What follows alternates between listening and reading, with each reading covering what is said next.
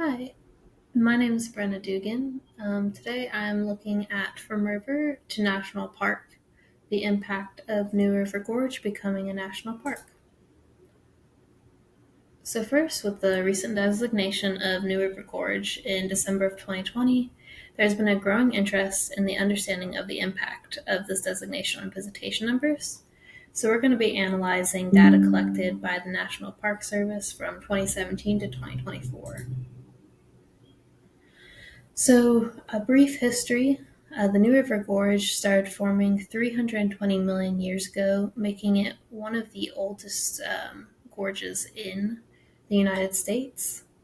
In the 19th century, industrialization began bringing coal mining and railroads. That leaves a lot of historical factors around it today. In 1960 to 1970, the New River Gorge Bridge began to be constructed, which led to its designation as a national river in 1978. And in between this time, wild water rafters got or was opened, which then became Ace Adventure Resort in 1980, which then led to the designation of the national park in 2020. So, what does these visitations look like over the past couple of years? We'll see in 2017 here, visitation was just under 1.2 million, with visitation dropping to a little under 1.1 million in 2020, but then rebounding in 2021 to over 1.6 million visitors in 2021, with a little dip here in 2022, which we will go over later, and then it continued to rise through the next couple of years. Now, with the time spent at the New River Gorge, even though visitation decreased in 2020, we can see here that the total hours has continued to increase, implying that people are staying longer when they come now. And in 2020, we were seeing visitors' hours spent here a little over 1 million hours to quadrupling in 2021 to 4 million.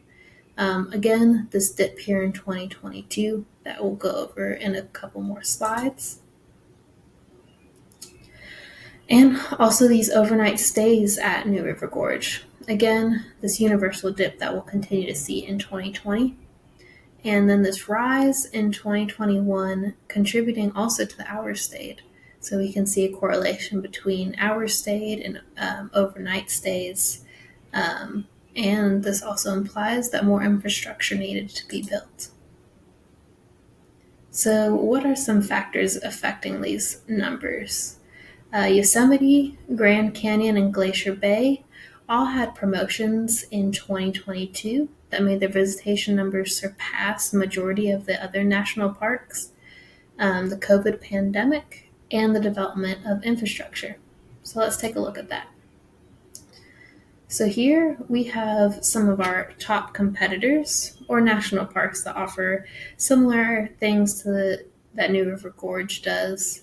Again, we see this universal dip in 2020 because of the pandemic. But then we see these national parks in particular in the following years through 2022. Everybody kind of rises here, and then everyone besides these two and Glacier Bay see an increase through 2022. And that directly shows the impact of these promotional incentives that Yosemite and surrounding parks offered, which was a third night free promotion. So anytime somebody stayed for 2 nights, got their third night free, and you can see that impact directly in their numbers. And then Glacier Bay here is a little bit of an outlier because although they didn't offer any promotional incentives, they did become one of the most accessible national park experiences, offering access to the park on a boat, so it allowed more people to come visit it. So taking a little closer look at these numbers, we'll be looking at overnight stays and then visitation on the East Coast versus the West Coast. So what does overnight stays look like at other parks? Again, this universal dip in 2022 because of the pandemic, and then a slight increase for everybody. But you can see that nobody actually recovered to numbers that they began at in 2017. And this lets us see the direct impact of more rental vacation homes. So people aren't staying at the national parks. They're getting Airbnb, VRBO, hotel beds. So even with these options, what has contributed to this continued rise? And that's promotions and renovations.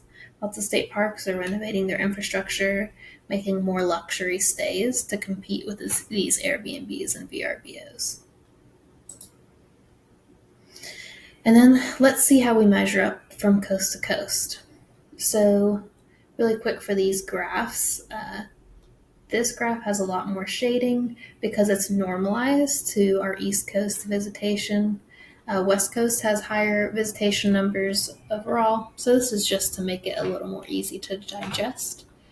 We'll see here with North Carolina and Maine coming in first and second for East Coast, West Virginia coming right in there at one of the third most visited national parks here. And this direct impact in North Carolina with the floods that have recently happened. And then comparing that over to our West Coast neighbors, we can see we're still very competitive here with, almost matching our California mates. So with this, New River Gorge ranks top 3. When we're comparing New River Gorge to other East Coast national parks, it ranks in the top 3 for visitation numbers, and it continues to grow with the potential to surpass West Coast friends that have a longer history and larger spaces. But wait, there's more. Did you know that West Virginia also has a national historical park called Harpers Ferry? It was designated as a National Historical Park in 1963. It has 1,500 acres and it welcomed almost 500,000 visitors in 2024. So what's the difference between a national park and a national historical park? A national park focuses on natural features and landscapes and ecosystems, where a national historical park focuses on the cultural and historical significance of locations. So, did the New River Gorge affect Harpers Ferry? In this graph, we'll see that it has a correlation of 0.82. When something has a correlation that's 1 or close to 1, that signifies a very strong correlation. So the correlation here isn't perfect, but it is a strong one. Both places have continued to see visitation numbers increase. In 2020, Harpers Ferry had 200,000 visitors. It's almost doubled that in this previous year. So as visitation increases at New River Gorge, we can guess that visitation will also continue to increase at Harpers Ferry. So what will visitation look like in the future? I'm going to share this link with y'all, and you can click on and see this expected visitation. Let me move my camera really quick. In 2017, we're starting out with, a little over 1.1 billion visitors. As we watch the New River Gorge grow through 2030, we can expect New River Gorge to see almost 2.5 million visitors.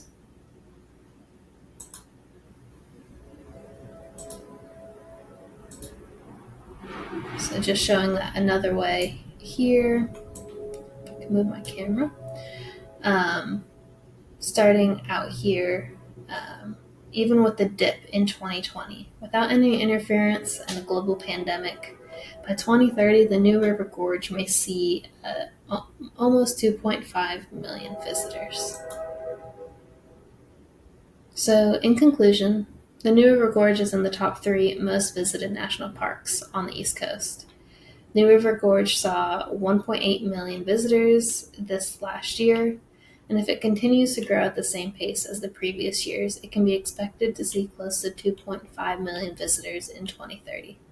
The designation of New River Gorge as a national park has affected visitation numbers across the state and will continue to do so with anticipated growth for years to come. Thank you.